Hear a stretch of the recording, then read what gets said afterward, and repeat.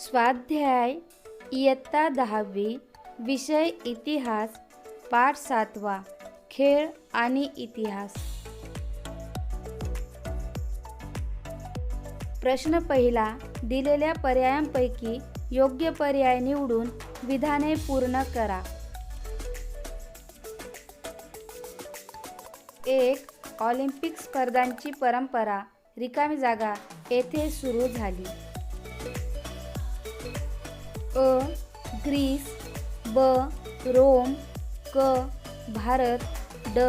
चीन।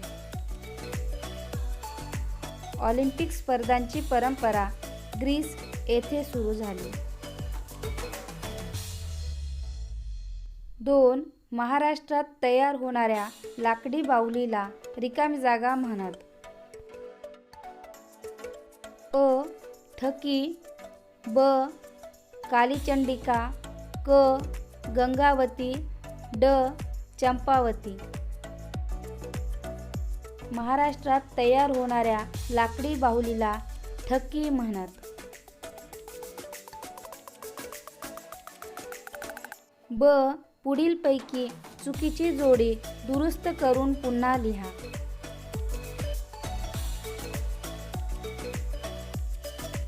1. मल्लखांब शारीरिक कसरतीचे खेळ। 2. वॉटर पोलो पाण्यातील खेळ। 3. स्केटिंग साहसी खेळ। 4. बुद्धिबळ मैदानी खेळ। चुकीची जोडी बुद्धिबळ मैदानी खेळ। अचूक जोडी बुद्धिबळ बैठे खेळ। प्रश्न दुसरा, टिपा लिहा। 1. खेळणी आणि उत्सव।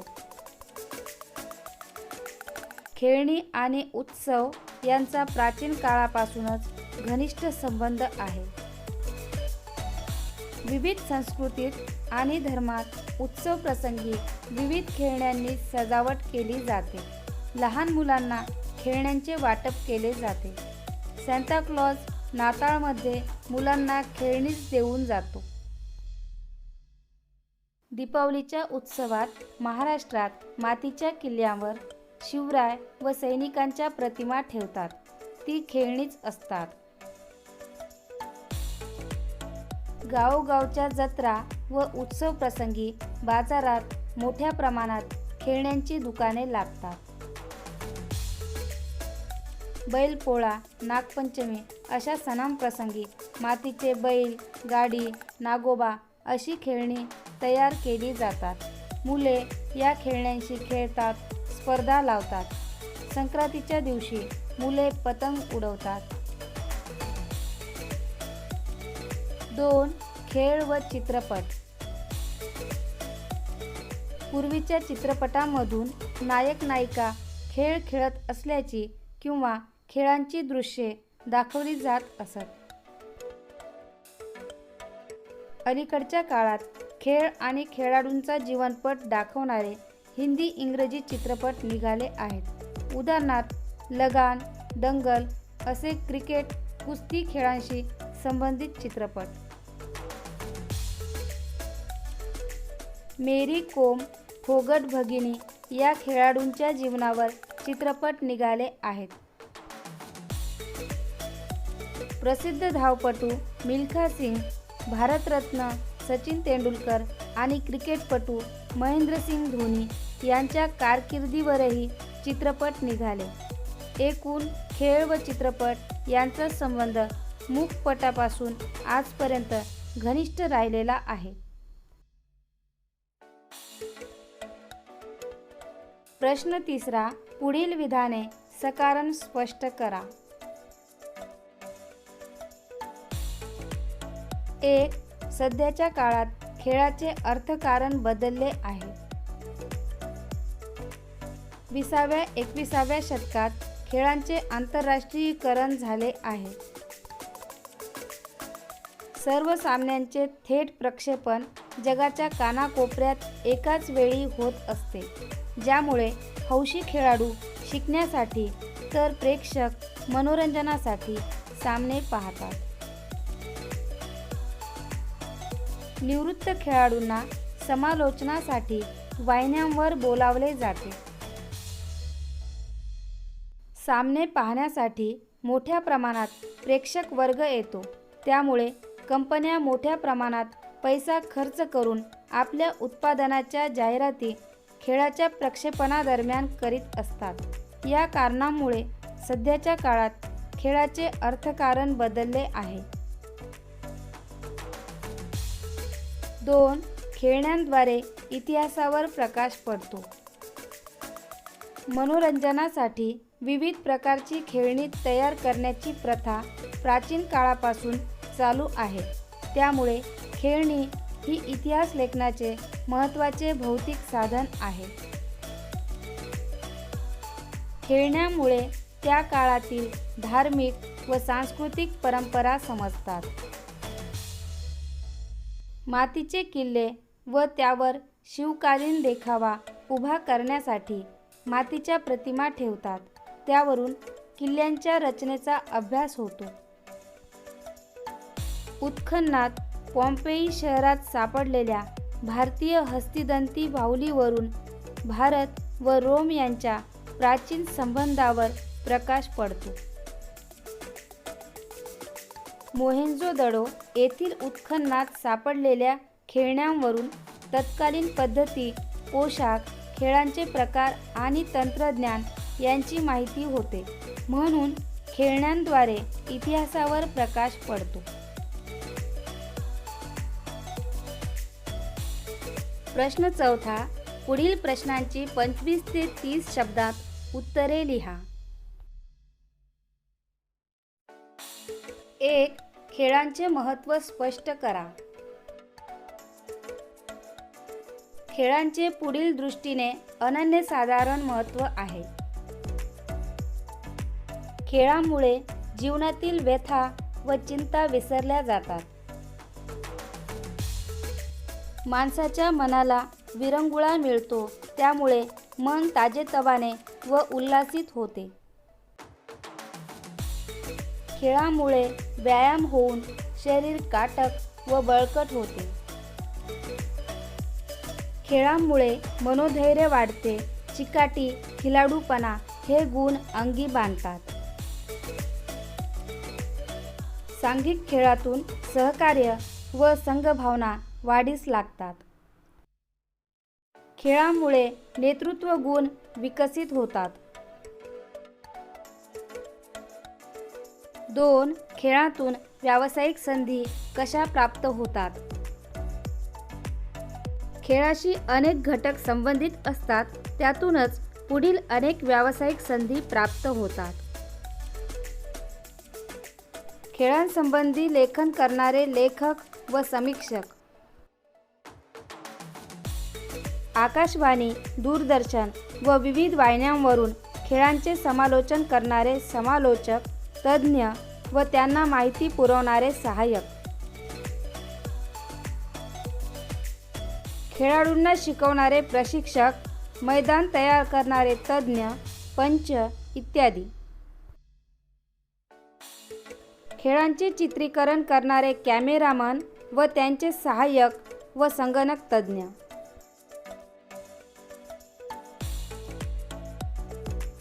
प्रश्न 5. पुढील प्रश्नांची सविस्तर उत्तरे लिहा. 1. भारतातील खेळाच्या साहित्याच्या इतिहासाविषयी माहिती लिहा. खेळांशी संबंधित साहित्य ही एक नवी ज्ञानशाखाच निर्माण झालेली आहे. भारतात विविध खेळांवर विपुल लेखन केले जाते. खेळांशी संबंधित अनेक पुस्तके व आत्मचरित्रे प्रसिद्ध झालेली आहेत. खेळांविषयीचे कोश लिहिले जात आहेत. व्यायाम या विषयावर स्वतंत्र शब्दकोश तयार झालेला आहे. मल्लखांबाचा इतिहास प्रकाशित झालेला आहे. खेळांवर लेखन असणारी स्वतंत्र क्रीडा मासिके, पाक्षिके प्रसिद्ध होत असतात. दैनंदिन वृत्तपत्रांमध्ये 1 वा 2 संपूर्ण पाने क्रीडा जगतासाठी राखून ठेवलेली असतात. षटकार नावाचे खेळाला वाहिलेले नियतकालिक पूर्वी प्रसिद्ध होत असे. द्वारकानाथ संजगिरी, शिरीष कणेकर, बाळ पंडित असे अनेक लेखक क्रिकेट आणि अन्य खेळांवर वृत्तपत्रांमधून लेखन करीत असतात.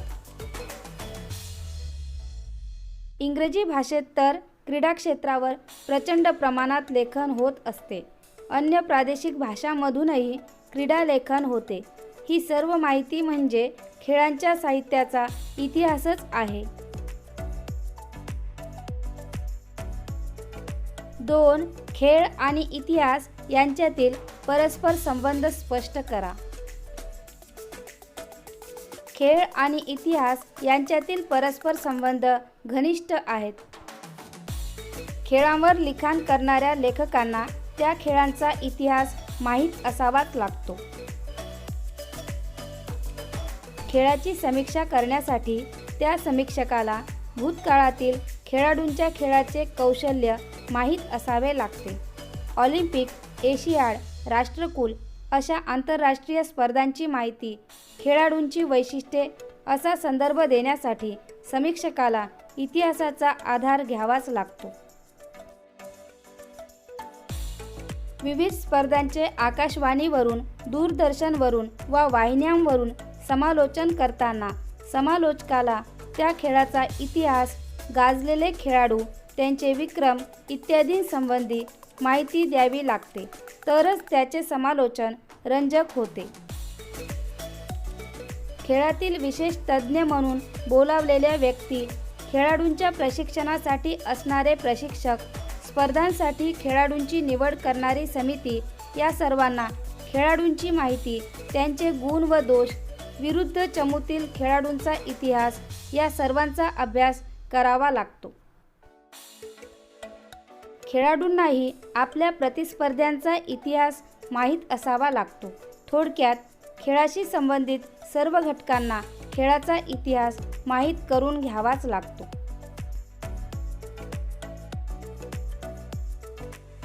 प्रश्न 3. मैदानी खेळ व बैठे खेळ यांच्यातील फरक स्पष्ट करा.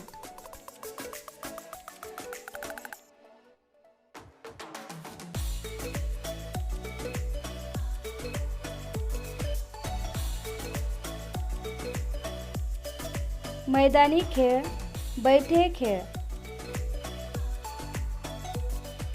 मैदानी खेळ मैदानात उभे राहून खेळायचे असतात.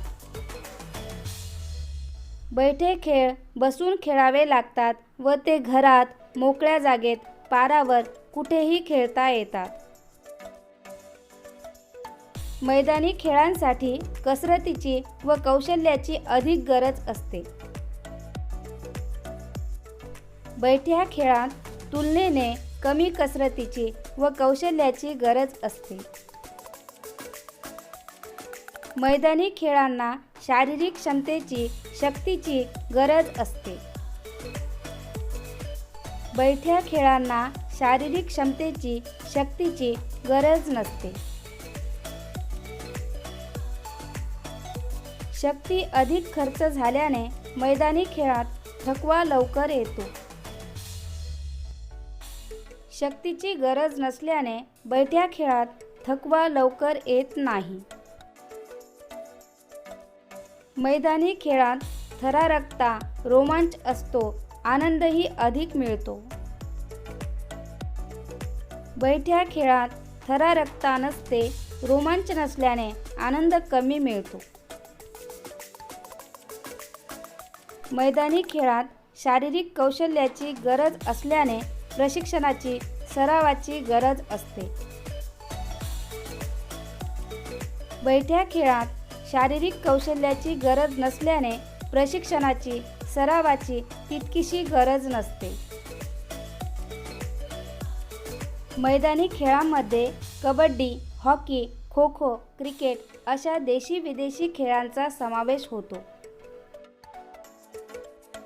बैठ्या खेळांमध्ये कॅरम, बुद्धिबळ, सारीपाट, पत्ते इत्यादी खेळांचा समावेश होतो.